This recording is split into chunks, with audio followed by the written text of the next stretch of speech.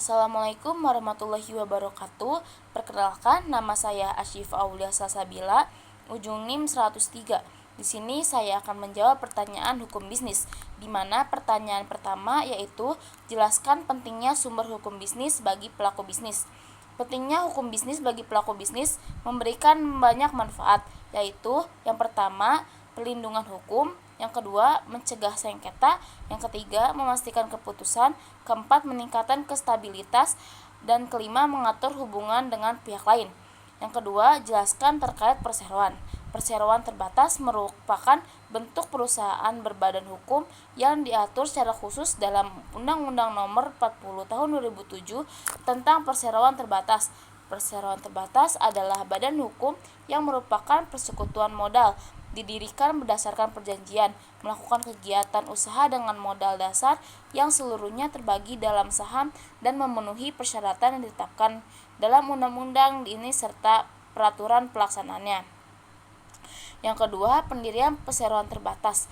Hal-hal yang harus dipenuhi supaya pendirian perseroan terbatas sah sebagai badan hukum yaitu sebagai berikut.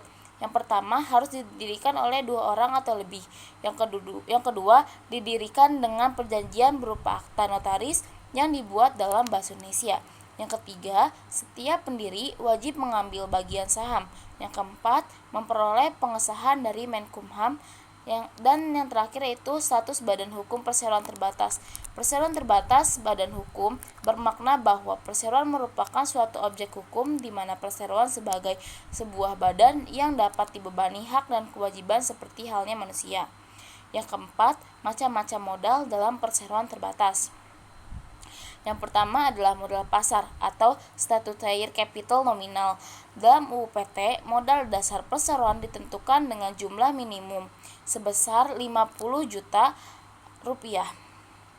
Yang kedua, modal ditempatkan UU PT dalam ketentuan pasal 33 ayat 1 menentukan bahwa perseroan memiliki paling sedikit 25% modal dasar yang harus ditempatkan. Yang kelima adalah macam-macam saham dalam perseroan terbatas. Yang pertama, saham biasa. Yang kedua, ada saham dengan tanpa hak suara. Yang ketiga, ada saham dengan hak khusus untuk mencalonkan anggota direksi dan komisaris, di mana pemilik saham ini memiliki hak berbicara khusus.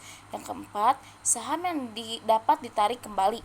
Yang kelima, saham yang memberikan hak dividen terlebih dahulu. Dan yang terakhir, saham utama menerima terlebih dahulu banyak pembagian. Sekian dari saya, kurang lebihnya mohon maaf. Wassalamualaikum warahmatullahi wabarakatuh.